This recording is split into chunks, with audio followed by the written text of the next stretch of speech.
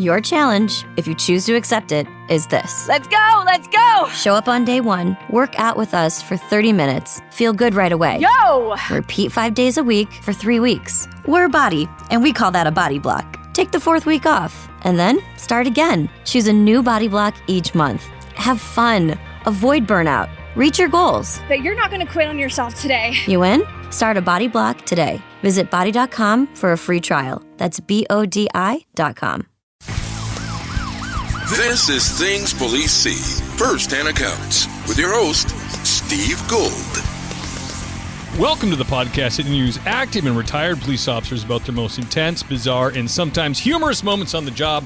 I am Steve Gould, ladies and gentlemen. Thank you for being here, everybody. Thank you for all the new subscribers that found the show. Thank you for the returning vets. I love you guys. Thank you for the rating and review. The best thing you can do for the show is Patreon. That keeps all the lights on, that keeps the boat afloat. If you really, really love the show, there's 2 levels, patrolman or sergeant. Sergeant, you get a shout out during the show. Both of them get direct access to me. It's a little community, kind of like Facebook, but it's behind the paid wall.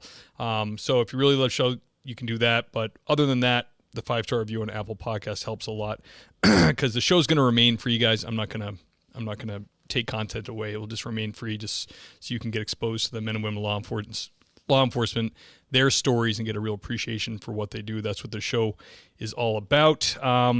Today's podcast almost didn't happen because my kids are throwing up everywhere.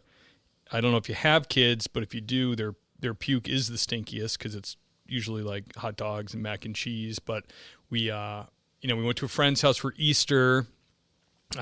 Had a great time, but the husband was kind of sick. He stayed in the bedroom, thought it was just food poisoning, and we were like, we kind of gambled. We're like, all right, well, we'll go anyways. Let's have some fun. It was a really good time. And then the next day was yesterday, and we came home and we watched a scary movie. So my 9-year-old was probably too scary for him. So shame on us. He wanted to get in bed with us, and then like 1 a.m. it was just that noise, and you just get awoken to like a start. And then you're covered in pre-digested or half-digested cheese products. The worst smell, just the worst. It wouldn't stop. And then, kids, when they puke, they're just kind of like, what's happening? What do I do? And you're like, I don't know. And then they're just throwing up on you. And then half an hour later, my daughter was throwing up everywhere. And then just before I came down today to interview today's guest, my son, 3-year-old, just lying on the floor. And he looked he'd been fine, but he looked kind of like ashen, and he just went, blah, and the puke went up on his face and then into his ear. And I told my wife, oh, I'm really sorry. I have to go. So that's what I've been up to, guys. I'm very, very excited for today's guests. I'm a fan of his. He's got his own podcast. He has his own podcast, and he actually also features on a podcast. He's a 29-year veteran of law enforcement, retired as a lieutenant. The big dog, the LT, from Hillsborough County Sheriff's Office in Tampa back in 2021.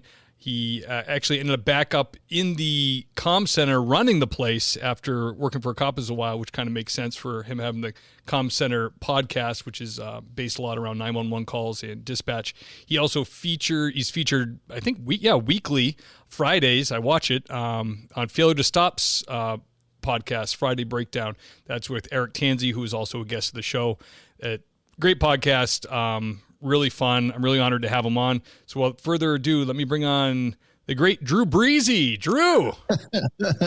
Hey man, it's an honor to be here. I'm so sorry that we have to interrupt your the Easter poisoning of 2023, but hopefully we can get through this quick enough for you to get upstairs. There's a biblical lesson in there somewhere about the child's mac and cheese leaving the tomb, resurrecting on right. Easter Sunday. I'm sure there's something in there. Yeah, spin it positively. Well, if my wife asks you. We were on the podcast for 4 hours. I don't plan on coming up. Right. Until 7 in the evening. Oh man, I got to tell you, I'm one of these people that gets made fun of at bad scenes and stuff because I have the really weak gag reflex.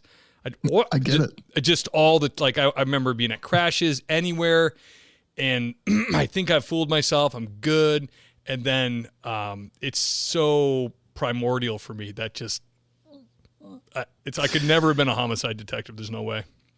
Yeah, I think I'm fine with the sights. It's the smells. I think we're probably in the same boat. I mean, like, as long as I'm staring at it, it's like being being car sick. As long as you're looking out the windows, you're probably going to be fine with the vertigo. But so as long as I'm looking at the gore, I think I'm okay with it. It's when I start to smell the iron or the or the other, like just the goo, involved, or responding one time to a trailer here in Florida.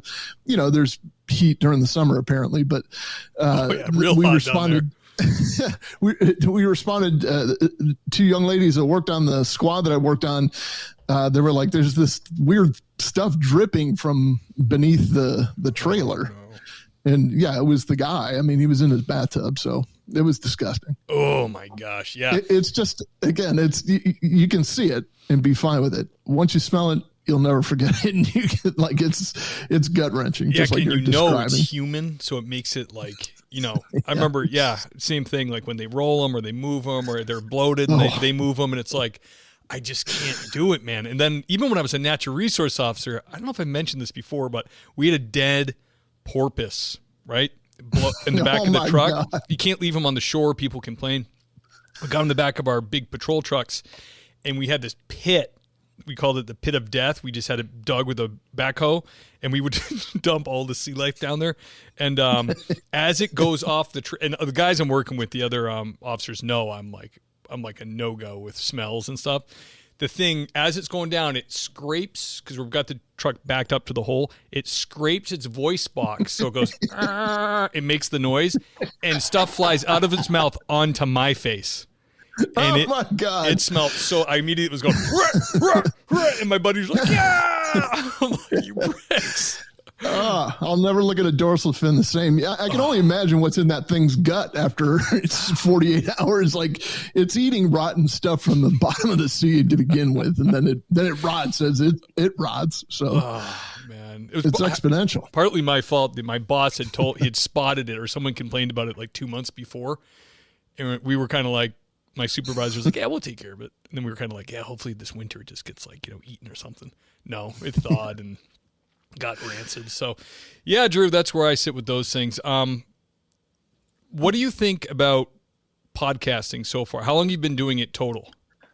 I am having an absolute blast with this. So I think I retired and I say I think because time flies. Right. Time flies.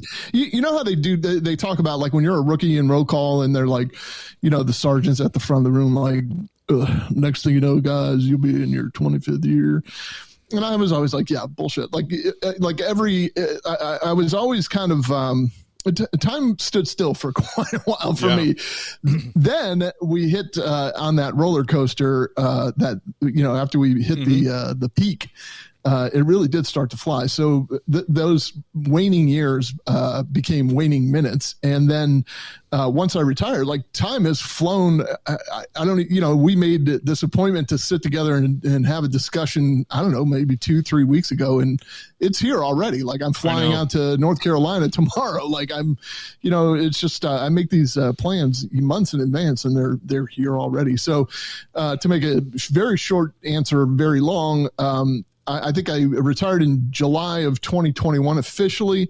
I got right on to, like, developing a YouTube presence, and it was just, salt and pepper shaker kind of, like, as topics came up, I would do a video, and I was just trying to get my chops, really. Sure. And I really kind of stumbled into things with Failure to Stop. There was a period of time where Mike the Cop was on vacation for one reason or another. So Eric Tansey and I kind of hooked up. We have a mutual friend, and he liked what I had to say, and I liked what he had to say. So it just kind of took off from there. So the podcasting thing is probably, I'm probably a year into it, and it's an eye opener. I mean, it's a blast. Like, it's everything kind of I dreamed of, because I had an opinion, but I wasn't allowed to share it.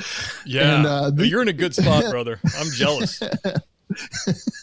I mean, the other thing is too, like, it's the newfound freedom of being able to speak freely. Like I can speak from the heart now. And so you're going to get the real side of me. And it's not always what the citizens would say. And it's not always what Lieutenant Andrew Baxter from the Hillsborough County Sheriff's Office would say, because he had to think about his job, and he had to think about what the sheriff might think if I said that. Self-preservation. So now it just comes out, and it's it's still I'm still the kind-hearted person I was. I think that's the majority of law enforcement. I think first responders in general, we're all just great people, and there's an intrinsic part of wanting to help and do all that, but we kind of can't say what we're thinking, or we can't say what other people are thinking. Come to think of it, we're just supposed to be the referees of the world and, and call the balls and strikes. So I mean, it's just the newfound freedom is what I enjoy the most out of it. Yeah, well, it's great, man. I think you're doing a great job. I find you very tempered and honest, and I don't even anything that you say that may seem controversial is steeped in pretty much the truth. So I think, it's good, man. I like the balance between you and Eric. I like how he is kind of a little wackier. He gets a little crazier, and you can kind of pull him back down a little bit. It's a nice contrast. So I think he's lucky to have you over there. And I hope I like the. I'm sorry, but I love the ability to be able to discuss things with him or you or anybody else and be able to disagree with you about it, or mostly agree. But I'm telling you, we get stuff wrong all the time, and sometimes cops don't want to see that, and vice versa. Sometimes we get stuff right and cops don't want to believe it. So to be able to have this conversation and do it civilly and laugh in the middle of it and laugh at the end of it and still get along, I think this is part of the example we should be setting anyway. Yeah, it's more like the 80s, It's like, I remember a buddy of mine said it perfectly, but in the 80s, my dad used to have like chili parties and families would come over, and if there was a political disagreement, it was like a Coke and Pepsi thing. It was like, whatever, screw you, you weirdo. And then that was it. Now it's like, I hate you. I'm gonna have you fired. I'm gonna let your boss know you're a psycho. You hate this group of people. It's like, it is so bad now that it's tough, man. I get like I said, I do the Cops and News thing, and I have such a good time doing it. And I'm a Christian guy. I go to church on Sundays, and that's really part of who I am. So I have my beliefs in that way, and even those.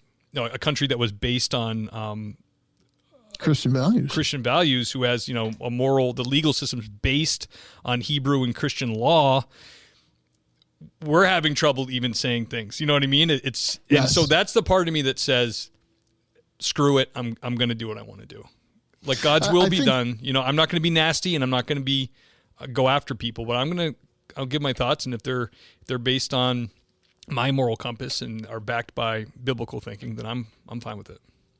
I can't agree with you more, one, but two, what better validation that there are forces at work that are trying to inject evil into the mainstream. You know what I mean? Like if the wholesome, humble, or biblical or whatever, not the evangelical people standing on the corner thumping a Bible, just everyday people like you that go to church on Sunday and believe and want to raise their children in the church. When there's a struggle there, like it's being injected into the schools, it's being injected into social media, it's being injected into TV, it's being injected into you can't turn anywhere without it being in your face. Obviously that kind of validates everything that we're saying. Like, look, dude, we just want to live our lives. Like, just let us raise our children. Just let us do what we want to do. Right. And you do what you want to do. Like, we're not going to interfere in that. Yeah. My wife said the exact same thing. She's like, this is validating. This is wait. Yeah. They said this could happen or this would happen. It is what it is, brother. But let me ask you a question here. Can we go back to a young, easy like Drew Breasy when he's a young Officer Breasy? Can you tell me about your first call that you had that you, even if you just perceived it as a hot call? Because when you're new on the job, everything can seem exciting. But your first hot call. I had a Chevy Caprice. Yeah, that's a boat. And it was a boat, and I had just been assigned this car. Now, whoever had it before me was either a coal miner or they smoked, 12 packs a day. Right. And I, you know, like, I'm not complaining. I'm getting a free car, and, you know, and it's a take home car, and it's a police car. You know, it's what I dreamed of. So proud of it, probably. Right. Armor all. And, you know, so, I'm with my FTO, and we get this call. We're in this, very densely populated area of Hillsborough County. It literally called Hillsborough Avenue, and there's a bridge that goes over the Hillsborough River. There's a lot of Hillsboroughs here. I know there's one up in Massachusetts or New Hampshire, right above me. New Hampshire, right? Yep. Okay, so here we are on Hillsborough Avenue in an area that we don't normally travel in. It's within the city limits. It's just that we were going around trying to get back into Hillsborough County, and a hot call came out. And, you know, I'm driving my car for the first time with my FTO to the right. He was a straight New Yorker. And that's what I love about Florida cop stories. There's always all these different states down there being cops. Oh my God. Yeah. Well, between the two of us, 100% of us were not from Florida. Right. So here we are driving, and this hot call comes out, and I just kind of, you know, look at him, and he looks at me like, you gonna hit that siren button or what?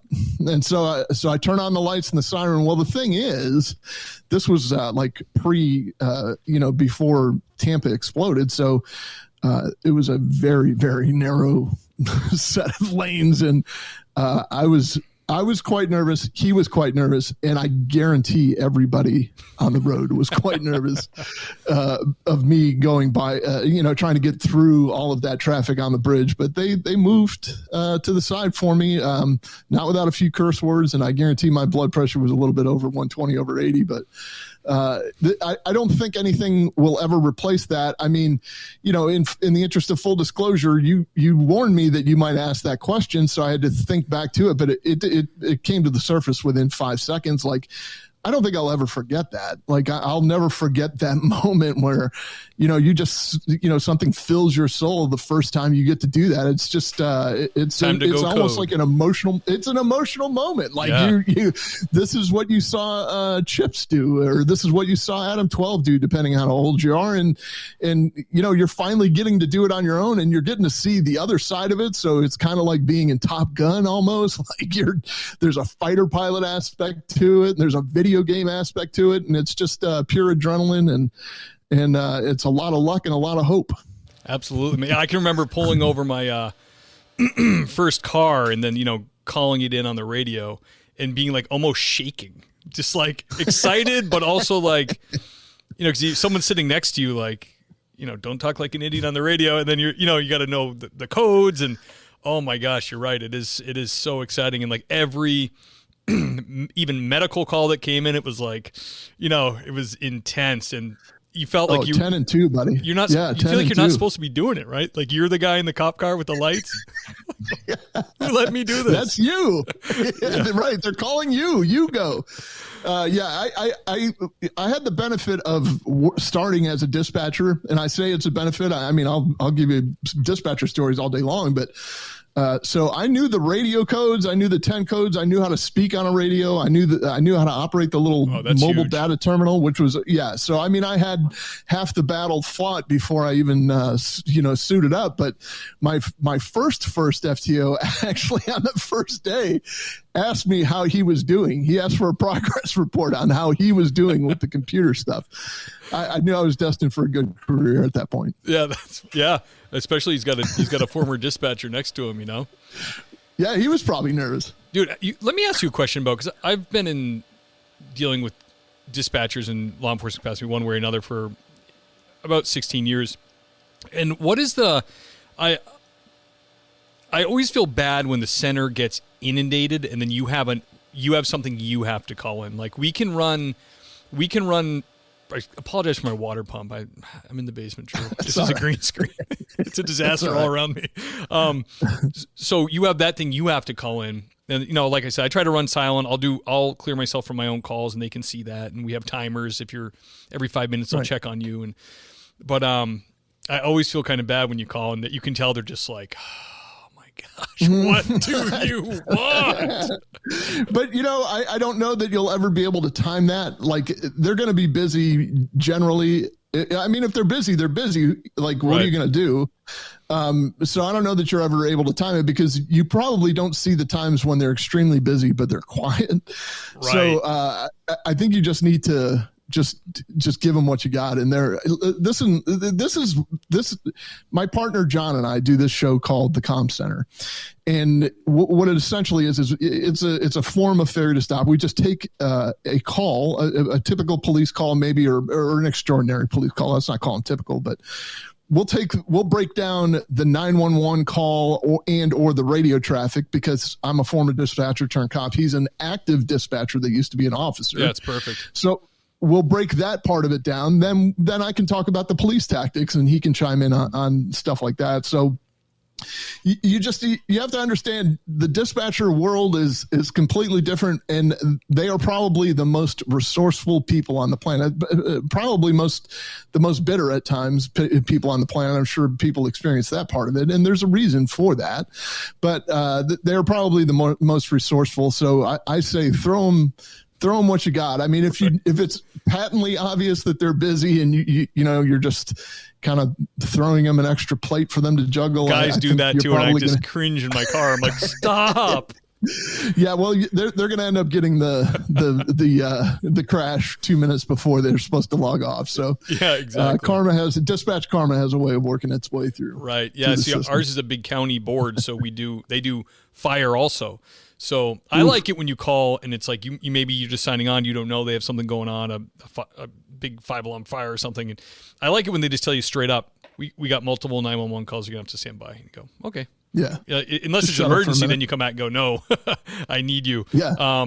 But then I like that, because then it just kind of, they let you know, rather than just being like, super short, and then you're like, oh, are they mad at me? That type of thing. It's like before, texting an email, how you can't read people on there. Like, yes. This has been going on way before that did. I've seen so many fights between dispatchers and cops because of misunderstanding. Like, they're just they're adding words to the transmission that weren't there, and that was not personal at all. It was just like straight up had another, I was doing, trying to do about to do CPR over the phone with somebody, and like, I can't handle you right now, that type of thing, It certainly goes both ways. Like I had plenty of experience up there. Then I went out to the street as a cop. I was a cop for over 25 years. I came back as the lieutenant, like you described a couple minutes ago, to run the same comm center.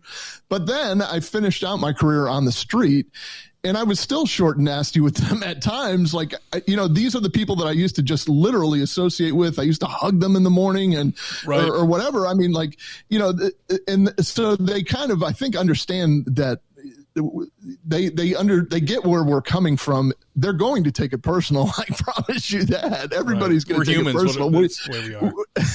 Right. But if I'm dealing with 4 people and they can't see that, and they're checking on me, and I have my radio turned down, and they're calling me 3 and 4 times, of course they're going to be nasty when I finally answer on the radio. That is the worst. Right. And you don't want to, like, kind of be nasty back, but you're pissed. You're like, hey, chill out. Like, I'm dealing with 4 people here. I got my own plates to spin. Right. And so it's just it's like Sam and Ralph, the old cartoon. Everybody just kind of punches in and beat the mess out of each other, and then they punch out and go home. I mean, that's kind of the way it goes. It's a hard job, man. I just, from standing there and watching people do it before, it actually gets me more anxious. At one point in my career, they certified me in 911 so that we had a dispatcher that was breastfeeding, and then also I became an OIC. So if they're in lieu of a sergeant, I could be in charge of the shift, which happened now and then. So I would have to do the breaks. So I would be sitting there, and they knew. I'd be like, how long are you going to be? Are you going to take your whole break? And they'd be like, don't worry about it. I'll be in the next room. I'm like, all right. Because 911 goes off, I really don't want to answer it. That type of thing. Yeah. It is. In my mind, it's easier to go and, like, be in person and deal with it than trying to, like, get information from a hysterical person and trying to decide how to act with them. To me, that's, like, more. And then you can't just do that either, because then you have me calling you on the radio because I have a traffic stop. You know what I mean? It's a hard ass job. I'm glad that you see that. These are the lessons that I've been trying to teach people, even from when I was a dispatcher originally. But when I went back up there, I did an actual research project to talk about dispatcher trauma, or the trauma in the civilian sector is actually what I called it. I covered huge. Yeah, it is. I covered the Comm Center people. I covered the child abuse investigators. We had civilian child abuse investigators as well. And, it is huge. And that's one of the main things that people just don't understand. Cops especially just don't understand of why they're so bitter or why they're so angry all the time. I mean, you cannot calm somebody down. You're dealing with the best people on their worst days, and there's no talking to them. Like you're trying to get information such as, where are you? What's your address? Is this the correct phone number?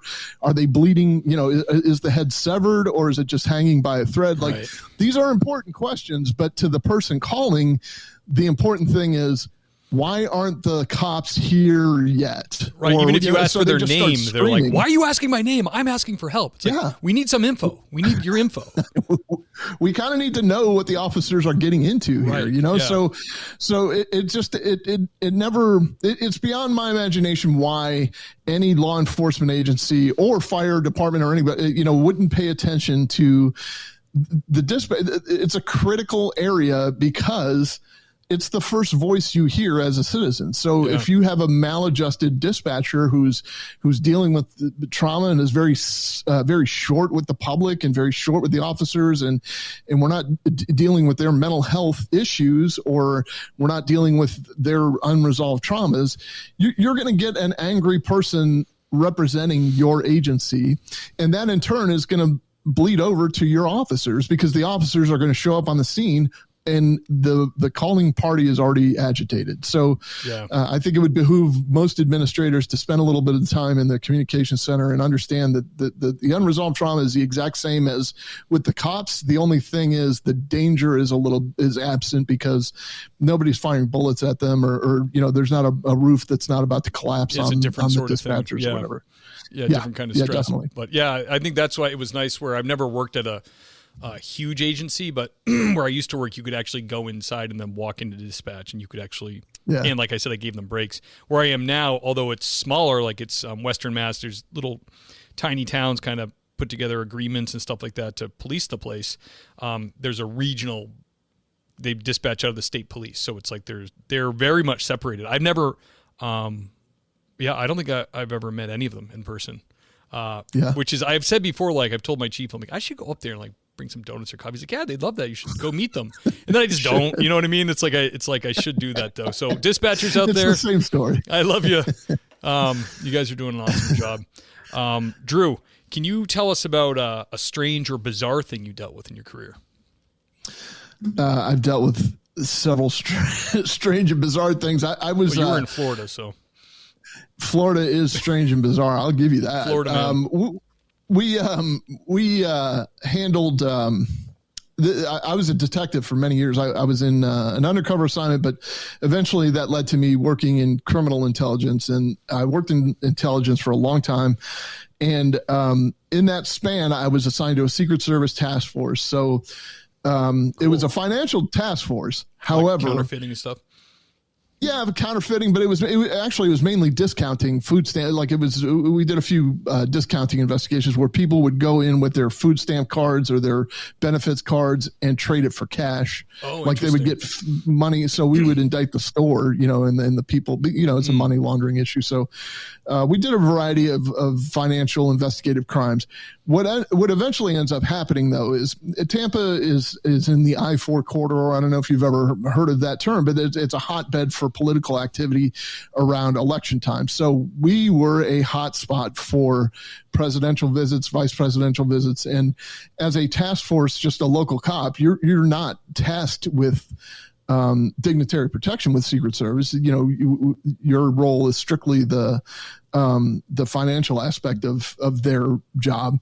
However, none of those gigs ever go smoothly without the help of a local law enforcement agency, or probably 5 or 10 local law enforcement agencies. So I kind of worked my way into So I worked my way into a liaison role, and I got good at dignitary protection. I got good at planning dignitary protective events. And so I ended up as this had nothing to do with Secret Service. There was a Hall of Fame football player here.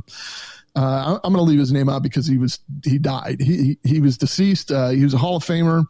And there was a funeral for him, but before the funeral there was a viewing, so they tapped my criminal intelligence unit to do the dignitary protection, so to speak, of just physical security in the church, kind of standing up front where the body lay, and that kind of stuff. So we were briefed by the people from the church. Actually, it was an open casket, and here's this huge guy laying there. And they said, the family is very particular about people touching him. They don't want anybody to touch him. And we all, to the man, we all looked at each other like, who is going to touch a dead guy? Like, who does that? Maybe Why like would the you do wife that? Would, at most? Well, they weren't necessarily worried about their own family. They're just worried about, like onlookers. I think, it was kind of a public event anyway. I got a lock of hair. Yeah. Right. Something for eBay, right? Yeah. Can you sign this? So, I'm like the first shift. I'm right at this guy's head. I'm like, in the moment thinking, man, I'm an elbow's length away from a Hall of Famer. Maybe I'll just grab a piece of his hair. Right. It's just a petal from a rose or something. It's bizarre. Yeah. And sure enough, the first person to come through the reception line, or whatever you want to call it, the visitation line, the first person, and she was an employee of ours, by the way. Oh my God. Grabs him by the face. Oh just my grabs him like that. And I was like, my jaw hit the ground. I think I started. I think actually I crawled into the casket for a minute. Like, what are you doing? Like, leave this guy alone. We were trying not to make a scene because we didn't want to handle what was happening. And then, there was just all kinds of stuff that we're trying to do to shuffle her away. Like, no. Like, it's porcelain. It's a dead person. Why are you touching it? Just like that was lightning striking, in my opinion. Like, lightning never strikes, but when it does. And I'm telling you, we all were like, no one's going to touch this guy. Plus, we were close enough. We were tight enough on it. I think, we would just assume that people would respect our position. We weren't in uniform. We were in suits, and, everybody knew who we were. You're there for a reason. Yeah. Exactly. And I'm telling you, she walked right up and kind of embraced his cheeks, and we were like, oh my God. Was this a copper? I don't know why people do that. What's that? Was it a copper or just a civilian employee? Surgeons keep our hearts beating. They do the amazing, help save lives, and so can you. Your CSL plasma donation can help create 24 critical life-saving medicines that can give Grandpa the chance for his heart to swell when he meets his new grandson, or give a bride the chance for her heart to skip a beat on her wedding day. Every plasma donation helps more than you know. Do the amazing. Help save lives. Donate today at your local CSL Plasma Center and be rewarded for your generosity. A good time starts with a great wardrobe. Next stop, JCPenney. Family get-togethers to fancy occasions, wedding season too. We do it all in style. Dresses, suiting, and plenty of color to play with. Get fixed up with brands like Liz Claiborne, Worthington, Stafford, and J. Farrar. Oh, and Thereabouts for kids. Super cute and extra affordable. Check out the latest in-store, and we're never short on options at jcp.com. All dressed up, everywhere to go. JCPenney. No, civilian employee. She was a civilian employee. Very sweet woman. I don't think she meant anything by it, but kind of messed up his makeup. Oh my God. That's the last thing I want to do when I go to an open casket. I always think like the person looks so much different and weird, and I can't get away quick enough, put my hands on I want nothing to do with it. Yeah. I don't even think I was kind of weirded out just being there, and I didn't even know the guy. Like, if it's somebody I know, I'm with you. Like, I think we're kind of similar in this. Like, I see a theme here, it's the smells or the sights or whatever, but I'll take a peek just so I have that closure in my mind, but I'm not going to shake the dude's hand.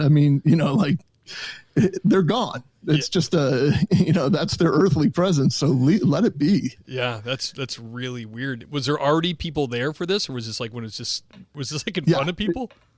Yeah, the family was there, but they were in like pews 5, 6, and 7, and they were all just kind of talking amongst each other. And did they mention it later? Like, what happened with that lady? No, Oh no, nothing happened. I mean, nothing happened with the lady, but I mean, I don't know if they were going to voice their displeasure, they weren't going to deal with us anyway. They were very classy people, but we didn't hear anything more about it. I mean, we did what we could. I don't think we were going to shoulder the blame for that, but this is just a matter of like, if I tell you, please don't spill that drink you have in your hand, you're going to spill the drink in your hand. I mean, that's right. you cursed too much me. attention was paid to this. Right. It's a forced error. I mean, what are you supposed to do? Wow. That is bizarre. Dignitary. Did you have to go to any classes for that, for like, bodyguarding type of stuff, or you just pick it up as we you stayed go? At the forefront. No, we didn't. We stayed at the forefront though, and we pushed. We were a very large agency, and we had a heavy emphasis on training, and we had a great relationship with Secret Service at the time, and there were other avenues. There were other dignitary protective courses that some of the detectives in my unit went to that were put on by Department of Homeland Security or somebody. But what Secret Service ended up doing was putting together like a little mini, it wasn't going to be sanctioned. Like you're not certified, like it's not like we were list certified of cops that they wouldn't mind working with type of thing. It wasn't even that. It was just kind of like, this is our gift to you. We'll put a curriculum together. You just can't, we're not going to give you a certificate for you to try to get into a presidential event saying, hey, I'm certified by Secret Service to protect somebody. But they definitely, it was a win-win situation because they know that they taught us how to plan, and they taught us what to do in a contingency. If we were ever in a role like, listen, when the president comes to town or when somebody major comes to town, somebody's going to stand at the doorway, and it's not going to be a Secret Service agent in a suit. It's going to be a cop, basically probably in a uniform, and they're going to need to know what to do when they're challenged, or they're going to need to know what to do when they need to evacuate the protectee and all that. And that's the kind of stuff that they did for us. They did a nice little 2-day course with mock dignitaries and cool. pseudo limos and Nice. all kinds of stuff. We had a local business donate like this big building that they had just built, and reminds me of those pamphlets you see, like RJ Blitz 8-week school of bodyguarding. Like you're going to go to that school and guard the president. Yeah, this is right. This was basically truck driving school, except for dignitaries. Yeah, we used to. Go ahead. Go ahead. Go. I was saying when we were on the Cape, when I worked on the Cape, we'd have presidents and vice presidents go through just because they're going to Provincetown or somewhere, and but they wouldn't let us. They would call, like I worked overnights, and I'd get a call at like 3 a.m. and they'd be like, Hillary Clinton's going through with her motorcade at 4 a.m. Shouldn't be a problem. There's nobody on the road. I mean, but they would just tell us an hour before, and then they would be like, don't pull anybody over. Don't do this. Don't if something happens, we'll let you know that we need you. You don't need to show up guns ablazing type of deal, because they don't know who they're dealing with here. They don't know our level of training or any of that. They're just, but wanted us to know that if we see a motorcade going 70 down Route 6, all blacked out, that's who it is. That's who it was. Yeah. I think they appreciated us more. We were definitely more involved because we're a major city, and we got to know them because they brought so many people through. But there were cities that they dealt with in the north where jurisdictional issues became a very severe problem for them to try to get their job done smoothly and efficiently. So they appreciated that we all worked together, because in some of those instances, like actual fist fights would break out at their police meetings where they were trying to get stuff done. So, you know what I mean? So I think that they were just appreciative that we, absolutely. When I was got along. When I was working for LA for backgrounds, I remember they have a Metro division, which is like kind of they escort celebrities around, and they have a division within Metro. I think it's different than their normal SWATs, Metro SWAT or whatever.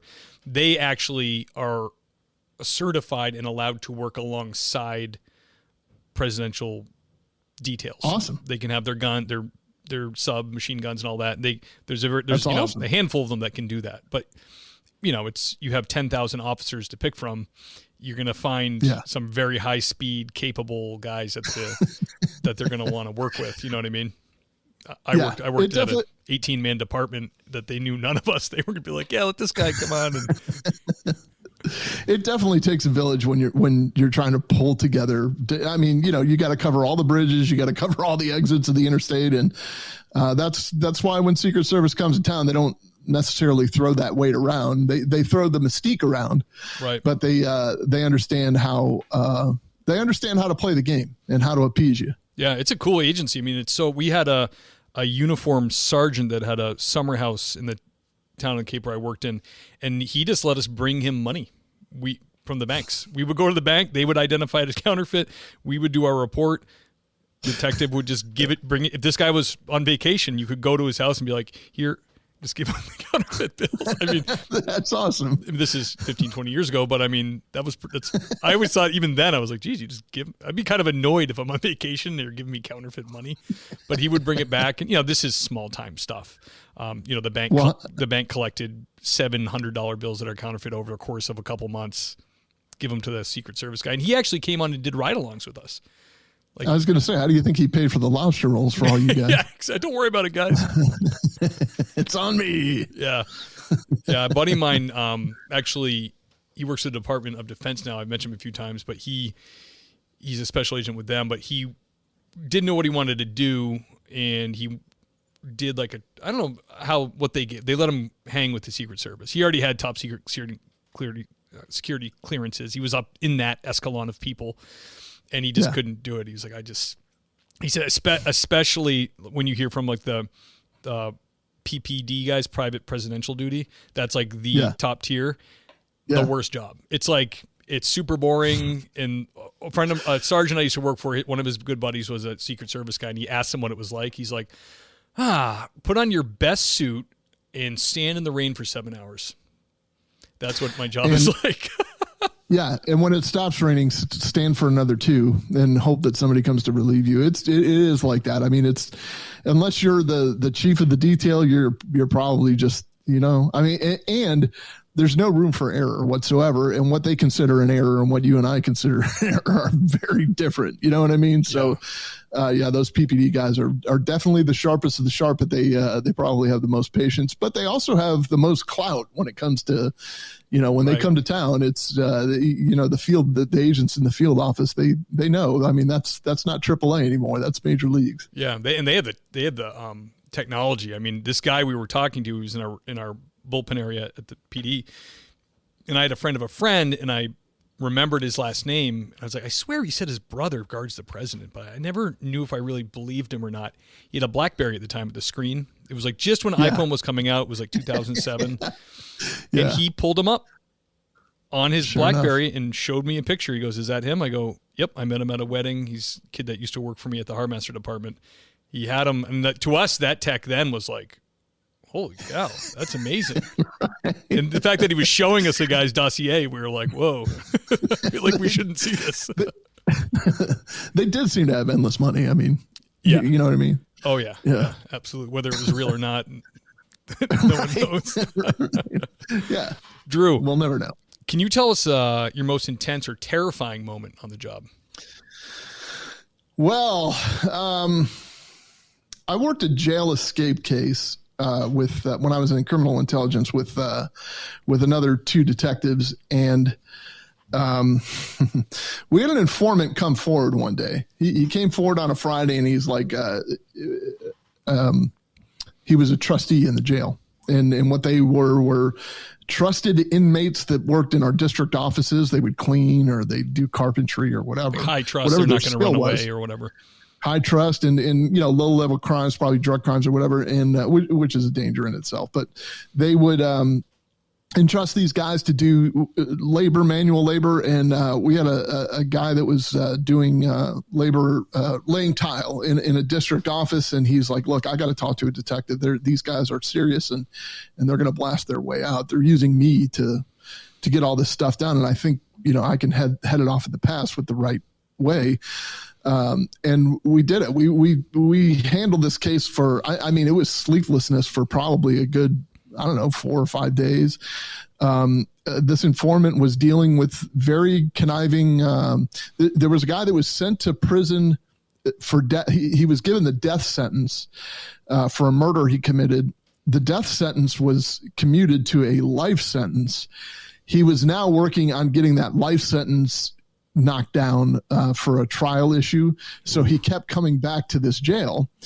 Well, then he teamed up with this other guy who was charged with murder. He could have pled to manslaughter and probably already been done with his sentence, but he wanted to take it to trial. So you got two murderers hooked up with one another. Then you had a third guy who was who had been recently sentenced to 40 years in prison for serial, like for a bunch of armed robberies he did within the city of Tampa. So these guys hatched this plot. Obviously, the mastermind was the guy that was on death row at one point, and he was very careful not to involve himself or involve his name, but he hatched this plan. So we had to kind of go off of what the informant said and the whole 9 yards. The guy, though, made a mistake. We were listening to the jail calls one night, and he grabbed the phone when they were talking to another inmate that had been released that they were trying to get to steal a car and get clothes for them. And he grabbed the phone. And he was like, "Are you going to be able to do this or not?" And we figured out who it was from there. So just to encapsulate this case, the D-Day came that the informant was to sneak firearms into the building, into the jail. We didn't even let the jail employees knew. There was probably about 3 or 4 people in the jail that knew what we were doing. Yeah. We had an undercover meet the brother of the second murderer up at our favorite Hooters to sell him the guns, and he sold him the guns and brought them right to the delivery point, at which time, the whole jail went on lockdown and nobody knew why. And that was why. It was to get everybody separated and to make sure that there were no other hidden weapons anywhere. And but the crescendo of that was, within the span of 15 minutes, make sure nobody talks to nobody, make sure nobody talks to one another, make sure that you actually sell the firearms, like in exchange for money, make sure that the informant is there to be able to grab it was just like all of these things all at once. It was like something out of the movies. Wow. It was bizarre, and it just happened to work. It was great teamwork, and it was a lot of plotting and a lot of planning and a lot of sleeplessness, but we were all awarded, we all got an award for it, but nice. More importantly, the interviews that came after, they were not they picked the day that it was like around a holiday. So they were going to do it on this one particular day because the guy that did his job, the detention deputy that searched so well, he was working. So they wanted to make sure that they took him out. They were going to kill him. Then they were going to hold somebody else at gunpoint to make the other people, open doors for them.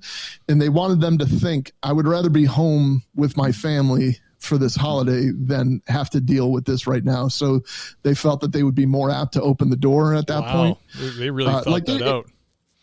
The whole thing. And we recovered journals, we recovered drawings, we recovered all kinds of stuff. And the one guy ended up getting more time for the escape conspiracy than he did for the manslaughter. I think he's still in prison, as a matter of fact. The other guy, the main guy, he's still in prison. He was a scary dude. He was one of those, you just don't see a soul when you look at that guy to interview him. Oh yeah, I don't even think he had that. He had no soul. He was probably thinking how he's going to kill me at some point. Sure. I'm sure he was. He was just sizing me up for when he gets to me in 2037 or whatever. But that was probably the most intense. And it's just, it's like a slow rolling hurricane or nor'easter coming through. It's a lot of feelings all at once. And when it's done and you crash, you crash for a couple of days because all that adrenaline you've been expending. And it was a fun case. I'd like to break that down on Failure to Stop one day, or maybe write a book about it. But it was a really intense case. That's intense, man. Maybe you should hold on to that pseudonym. I'm Drew Breasy, man. You got the wrong guy. I will. I will. He'll never be able to find me now. Yeah, it would be impossible, even with social media. So that's incredibly ballsy for that guy who was locked in with him to agree to do that. I would have been afraid for that guy the whole time. So here's the deal with this guy. So we're like, what are you looking to get out of this? What do you want out of this? Because everybody wants something, and that's how informants work. And, and he was like, I just want an in-house residential treatment program. Oh my That's goodness. It. He's even asking for the right drugs things. so bad. Yeah. I mean, he had been down the road so many times that he was tired of the addiction, and he was tired of the court system just sentencing him to, 30 days and you're going to go to this, 10 AA meetings or whatever, or whatever it was, NA or whatever. But he wanted in-house intensive. He wanted the court to order him to go into intensive outpatient therapy or whatever, or inpatient therapy to be able to stay there. I thought you were going to say, like, man, I want a helicopter and a cheese pizza. Right. And $1 million. Exactly. Well, that's $1 million yen. That's really sad, but also nice. I mean, it's hopeful for him that he actually was cognitive enough to know, like, this is it. I'm rock bottom. I need this program. Pretty early on, that was that was one of the tests. Like, is this guy for real, or is he just making this up, or what? And what he wanted in return for this, okay, yeah, that's valid. I mean, that's that's pretty valid when you get to the heart of the matter and you determine what his motivation is. That's pretty valid. He's not asking for a Ferrari and 2 women to drive down to Miami with. He's in a kilo of Coke or something. It's great because and then you don't feel like you're kind of selling out the justice system. You're kind of exactly giving the guy some services that probably they should be giving him anyways. It's like, well, it is. I mean, it is what they should have been giving him anyway, but it's just that there's just so much overcrowding or whatever. He would have been on a wait list, and he knew that he would get out. And part of it too was, I guess the other half of it that just dawned on me, he wanted the program to get sober so that he could see his son again or something like that. He had a child that was taken from him or whatever. And so, so like, what more wholesome, you know what I mean? And he's not duping anybody by doing that. Like, it's all legit. Yeah, that's awesome. What was the hinge point of getting the gun into the prison? Did they have a guard, or how do you get a gun into a prison? What they did was they did 2 trial runs. This is pretty fun how they did this. That's why we say this guy is a brilliant mastermind. There was a certain area near the jail, we'll call it, and near where he was a trustee, where people dropped contraband off all the time. It was kind of known to us, but almost impossible to control. So if you saw a trustee behind a certain dumpster, you kind of knew what they were doing back there. So they were legit. They were like let outdoors. Like they weren't just like in an office building. They could actually go outside. Yeah. Okay. Yeah, they could. They were supposed to be guarded, but they were usually guarded by a civilian, community service officer or something like that. But they take the trash out all the time. And so they would just, make that phone call from the jail, like leave it behind the dumpster. And this is exactly what we did. You leave it behind the dumpster in a McDonald's bag. The guy, the main plotter, wanted a little, I guess it would be a pint-sized bottle of vodka. So it was about the size of a handgun. And he wanted to make sure that the informant could make it through the door with the lax security. They would always pick the day that the non-deputy that they wanted to kill was working. There was another guy that was completely lax that would let them wear 2 or 3 pair of pants. The soup sandwich with the shirt untucked didn't do his job right. Exactly. Yeah, exactly. And they would just do a quick pack. You got anything on you? Okay, go in. So they wanted to make sure that he could get something the size of a gun in. And he did it twice. There were 2 different items that he smuggled in. One was a dental repair kit, and one, to make a grill, basically, to make gold teeth. And then the other was, and the other was this vodka bottle that was about the size of a handgun. So we, by the way, took the firing pins out of the firearms when we sold them. Yeah. But we legit sold firearms, and we moved in on the guy and took him under arrest, and he confessed. He was like, yep, I was about to go put it behind the dumpster for so-and-so, and he was going to give them to my brother, and my brother was going to use them for whatever he was going to use them for. That's incredible. So I'm not shocked, because there's other guests that have come on and told us about setting people in prison that are like trying to straight up hire people to kill their wives and stuff. It's like, yes. Yeah. It's just so stupid. Yeah. I know. I mean, it's a closed communication network, and you can't, there's no expectation of privacy, but that's the stuff we catch. Like, could you imagine the stuff that we never know about, or we never catch? Or I've listened to jailhouse tapes before, and it's like, when they're in long enough, they just get sloppy. It's like they don't even remember it's being recorded. They'll just start saying stuff. Even if their family member's like, hey, take it easy, that type of thing, because they don't want to be implicated, but they're like, hey, maybe we should talk about this when you get out or whatever. Man, this doesn't matter, whatever. They're not listening. So they're listening. There's an old joke about the mafia guys on the phone. Did you bring the thing? And the guy's like, what thing? And he's like, the thing. And he says, yeah, I brought the thing. And he goes, great. Did you bring the bullets for the thing? That's awesome. The code words aren't going to, they're only going to get you so far. Right. Drew, can you tell us about a positive encounter, or dare I say heartwarming encounter from your police career? Listen, I'll go all the way back to when I was a young rookie deputy. I mean, listen, I was a little bit more, I don't want to use it, like, I'm afraid to use the term liberal. I was a little bit more lax when it came to, I use my discretion a lot. Right. I approached militaristic, the job, maybe. Yeah, I approached the job with a human, with a lot of compassion, and not everybody went to jail that probably should have gone to jail. There were some that may have gone to jail that were just over the line, but I had a big heart, and it came from, it probably came as a trauma response. I'll be quite honest. So, I hated to see like kids in peril or kids, Sure. upset about something. And I was a young rookie deputy working on Christmas or near Christmas.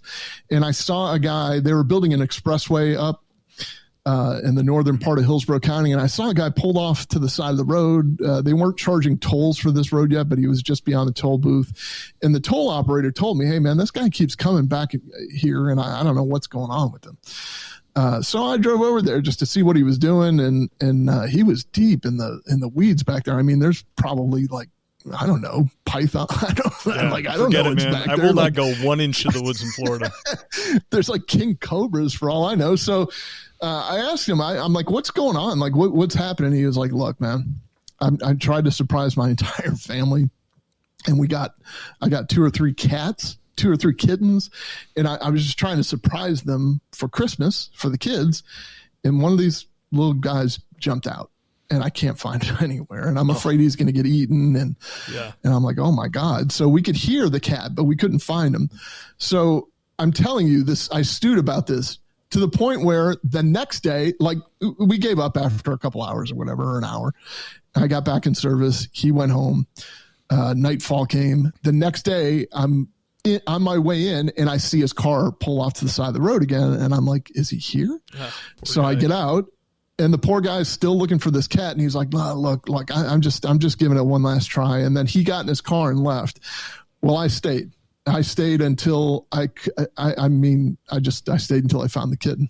and That's I found awesome. it. Like I always get my cat. Like I found that kitten and I called his house and I'm like, hey, can you just relay the message? I found the kitten. And the wife was like, what kitten are you? Who is this? Like, what are you doing? What is this all about? So he finally came up and he called me back and whatever happened. He came up and met me. They wrote the nicest, family Christmas letter. You know how people used to do that? Yep. They wrote the nicest family Christmas letter where they outlined the whole story. I mean, it was like a 9-page story about how I found this stupid kitten for him. And they named it Baxter. They named it after me. They named the cat after me. I mean, I don't know what happened to it from there. I mean, the cat probably terrorized the neighborhood, but that's, I loved doing that part of the job. I mean, all we see is blood and death and gore and when people aren't around, as well as I do, we're cutting up and having a great time and testing the bounds of professionalism, I'm sure. But there are just small little opportunities for you to go above and beyond that can make or break you or as a person or you as a law enforcement agency. And I really didn't care if I was wasting time or not. In my mind, I was doing a service to those little kids that were about to get a kitten for Christmas. No, that's beautiful, man. That's a great story. I love that. You did ruin the surprise when you told her it was a kitten, though. Yeah, I did. I ruined the surprise, and I think if I remember the story right, I have it somewhere because he sent the story to my sheriff. But I think I have the story somewhere. If I remember right, he went out and got other kittens. So like they had to double up their kitten, they had to double up on the litter boxes. But the thing didn't get eaten by foxes or whatever. Well, that alone, that it spent the night in Florida in the woods and didn't get eaten.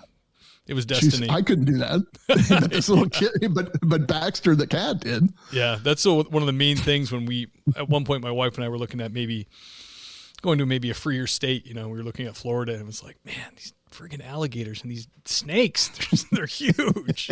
Because we wanted to live in the country, but I'm like, but then we got to deal with that stuff. I live in a pretty densely populated subdivision, but there are deer that walk in the backyard here. There's like a little pond in the back. Yep. It's and there's a gator that lives in there. He just hangs out. I mean, he doesn't harm anybody. We have a neighbor next door who's from up north, and she's always concerned that her dog's going to get eaten, but he's always on a leash, and the gator's not going to chase anybody. Like, we're in the gator's home, really. So right. It is kind of cool, like, being, sitting out there and just seeing this like gator lurking, through the pond back there. That's exactly what it is. It's like Jurassic back there. So, it's kind of fun. And then, you'll see like 5 or 6 deer just kind of looking at you like, hey, can I join you over there?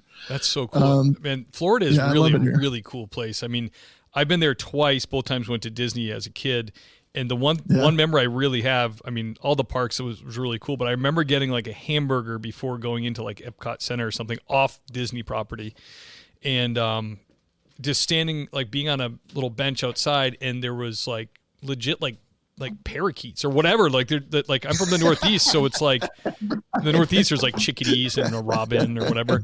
But we're outside this place, and it's like it was like must have been in Orlando, and there's all these different freaking tropical looking birds. I mean, I don't know if they were pets and they got loose, but no, they're up in the trees, man, and they're loud. It's amazing, man. It's really cool. I love Florida, except for the whole gator / snake death probability. Yeah, and the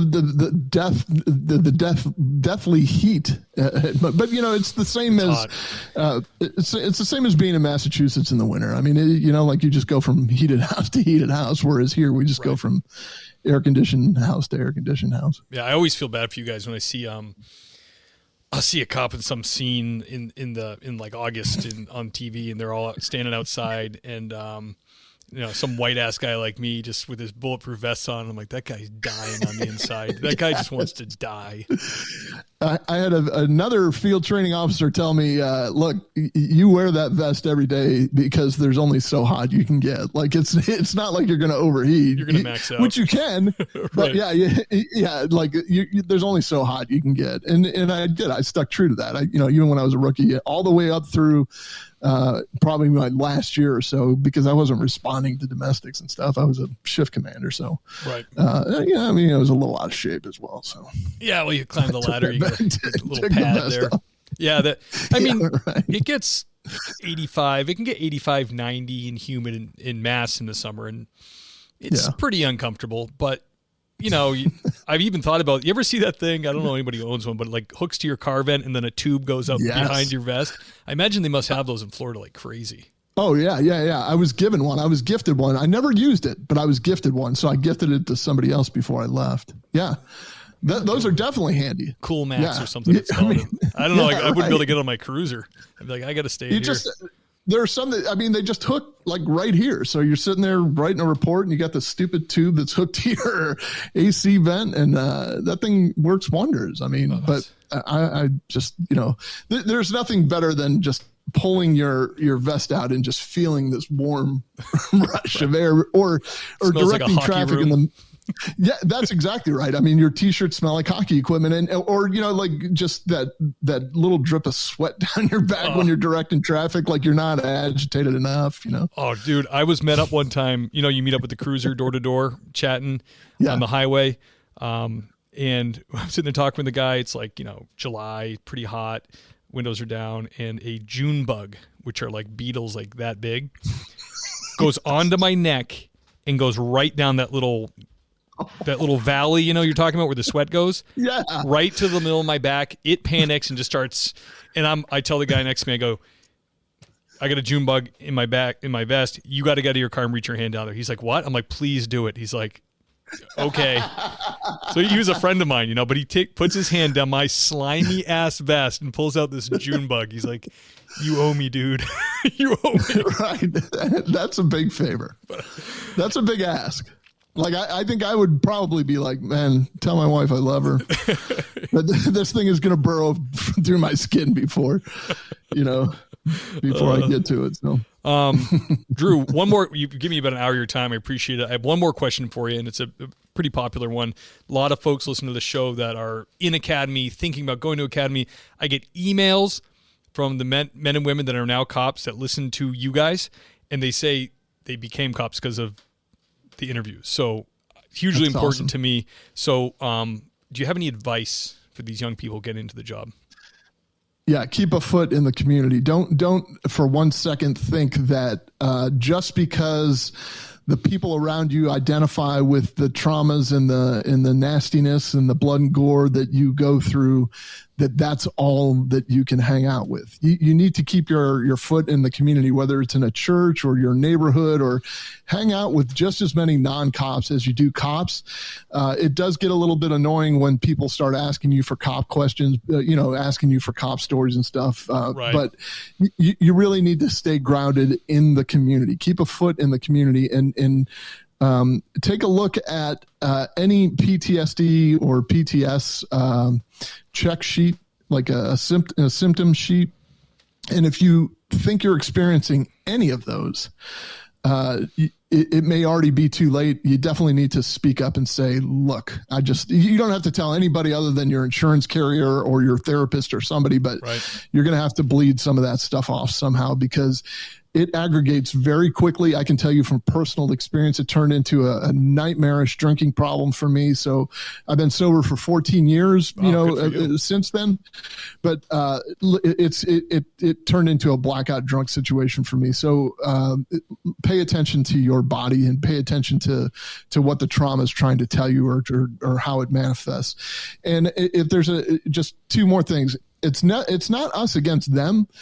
Once you understand this, or once you grasp this concept, I used to teach interviews and interrogations, and you can play this game all day long where you're the cop and you've got it over somebody because you just arrested them.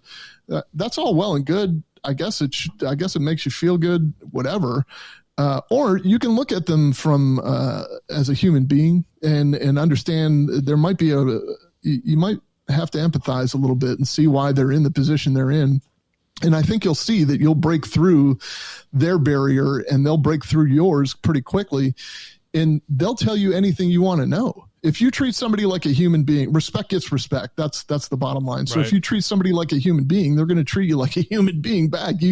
This really is cops and robbers in the sense that you don't need to bring this home with you. You're going to lose a couple things. Hopefully it's not to an injury, but you're going to lose a couple of these battles. You're going to lose in court because it depends on too many things. Like it depends on the judge's mood or the jury's mood or what you say on the stand. You can't put this solely on you, but at the same time, it doesn't have to be us against the world. It's not like that at all. It is the community, and it's the community's law enforcement agency. You're just there to police it. It's not like you own the streets and they're going to have to do what you tell them to do. You're just there to protect it. And sometimes we get lost in that, and sometimes we have to admit it. And sometimes you have to admit when you're wrong, believe it or not. But listen, if you know the legal stuff and you know the mission statement of the agency that you work for, you're going to be probably head and shoulders above about 80% of the people that you work with, because complacency kicks in pretty quickly after the third or fourth year.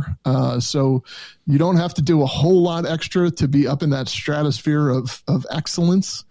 And then please, by all means, follow up with your dispatchers because they don't get any closure. They take the call of somebody that's about to kill themselves or somebody that or some family member that walked in on a scene where somebody's hanging from a closet or something, and then you go there and you get to finish. You get to fill in the blanks. You get to see the rest of the story. The dispatcher will never know what happened, and they will spend the rest of their lives painting that picture, just trying to fill in the blanks on their own. It just takes a simple phone call to say, look, you did everything you could. They left a note. They've been planning this for 3 weeks, and it's got nothing to do with you. So follow up with your dispatchers.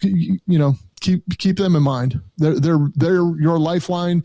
And there is a little sibling rivalry, but at the end of the day, you got to support them because they're supporting you. Absolutely. Words of wisdom, brother. I appreciate it. That was great. Drew. Sure. Honored to have you on, man. So great to get you on here. Do you have to run to do something, or can you hang out for like 30 seconds when I close the show? I got it. I can hang out. All right, brother. I'll be right back. All right. Ladies and gentlemen, the great Drew Breasy. Great interview. Love hearing from these Florida guys. And man, he had quite the career guarding foreign dignitaries, stopping people from squeezing celebrities' faces when they're trying to be dead. The prison thing was amazing. Definitely should do a breakdown of that on Failure to Stop, or maybe wouldn't fit into Comm Center, but I'd love to hear that extrapolated out even more. So thank you, Drew, for that. Everybody, thank you for the ratings and reviewings on Apple. I know I always say that, but I do truly appreciate it. We're up to like 927. I'd love to get to 1,000. That's where the big boys are. It's embarrassing for me when I'm hanging out with all my podcaster buddies and they have like 1,100 and I only have 900. Just believe that scenario happens, even though it seems improbable. It happens all the time. Right now, I need to thank the Patreons. I was reading my note because I almost forgot. Guys, this is the time of the show when I thank the Patreon sergeants for all that they do.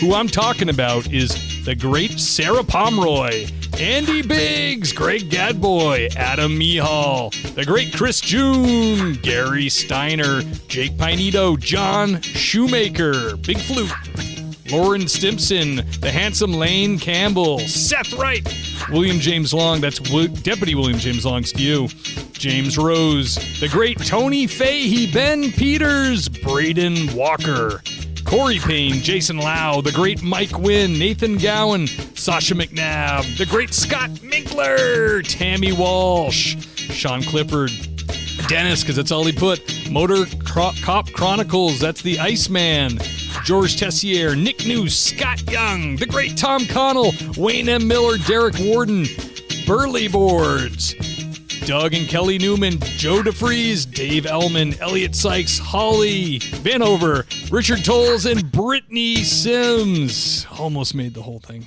Had to restart. But guys, thank you for the support. I truly appreciate it. If we keep rolling, I'm going to keep doing the shows. If we can get the Patreon to grow, that's just the absolute best way to be supported by true super fans. I appreciate you. I love you guys. Thank you for that. And that's all I got. I got nothing else in housekeeping here. So let me just do the outro, and I'll see you guys next time.